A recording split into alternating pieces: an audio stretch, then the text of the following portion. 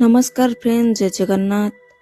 आजिर यही वीडियो रे आपण माने जानिबे अंधकार रु आलोक पर्यंत गोटे मोटिवेशनल कहानी जहाँकि गोटे गाँ रु आसीथिबा ओ केमिति संघर्ष करी आगो को बढ़ी पारे ओ सक्सेस होई पारे। यही कहानी माध्यम रे आमे जानिबा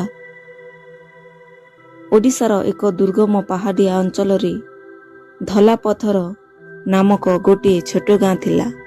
गाँटी दूर दरजा, रास्ता भल नथिला, विद्युत और चिकित्सा सुविधा प्राय नथिला। सेठारे रहुथिले मधु नामक गोटे चोका जार जीवन छोट बेलू ही संघर्ष रे भरी थिला। मधुंक बापा रघुनाथ जणे दिन मजूरिया थिली।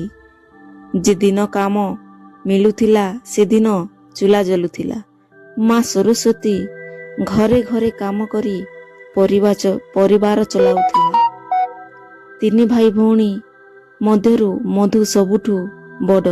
छोट बेलू से देखिथिला गरीबर कष्ट, गरीबी कष्ट भोकर जंत्रणा और समाजर अवहेला। गाँर स्कूलटी मात्र पंचम श्रेणी पर्यंत थिला। तथापि मधु पढ़िबाकू खूब भल पाउथिला। माटी रे बसी फाटिथिबा कॉपी रे से अक्षर लेखुथिला। शिक्षक हरिबाबू एक दिने कहिथिले, मधु तुम भितरे किछि अलगा आलोक अछि, एहाकू निभिबाकू दियो नाही। एही कथा मधुंक मनरे गभीर छाप छाड़ी गला। पंचम परे पढ़िबा पई 5 किलोमीटर दूर रे थिबा हाई स्कूल को जीवा पड़ुथिला। जूता नथिला, बैग नथिला, तथापि मधु पादे चाली स्कूल को जाउथिला।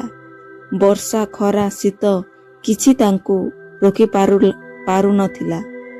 किंतु जीवन असहज थिला नाही।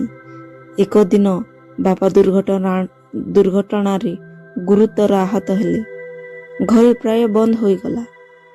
माँ आखिरे लुह नहीं कहिले, मधु शायद एबे पढ़ा छाड़ी काम करने को पड़िबो।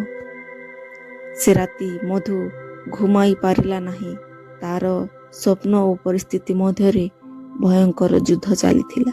किंतु से निष्पत्ति नेला, दिने काम करी राति रे पढ़ा, किंतु स्वप्न छाड़िबो नाही।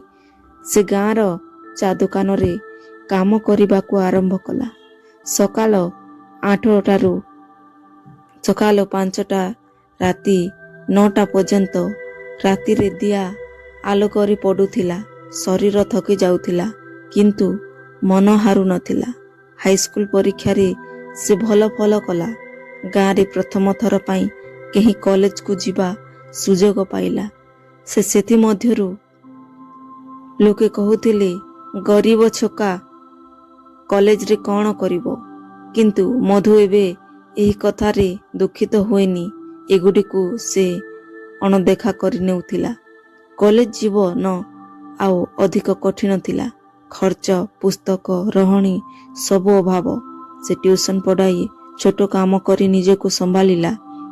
केते दिन भोका रहिला मध्य पढ़ा छाड़िला नहीं। शेष वर्ष रे से गोटे बड़ परीक्षा पाई चयनित हेला, जहा तार जीवन बदलाई पारिबो। प्रथम चेष्टा रे से असफल हेला। से दिन बहुत कांदिला। मने हेउथिला सबु किछि शेष करी सेई राति रे बापा कहली, पुओ सूर्य सदा एक दिने उठे नहीं, किंतु से केबे उठिबा बंद करे नहीं। एही कथा मधु को नुआ जीवन देला। से पुणी आरंभ कला। अधिक श्रृंखला, अधिक परिश्रम, अधिक धैर्य रखी द्वितीय चेष्टा कला। द्वितीय थर परीक्षा पाई चेष्टा कला, हेले द्वितीय थर चेष्टा रे से सफल हैला। जे दिन फलाफल आसिला, से गाँ रे खुशीर लहरी छुटी गला। धला पथर गाँर छोट घररू एक आलोक जली उठिला। से आलोक थिला मधुर सफलता। आज मधु एक सम्मानित चाकरी करुची, किंतु से निज गाँ को भूलिनी। से सेठारे स्कूल, लाइब्रेरी और छात्रवृत्ति आरंभ करिची।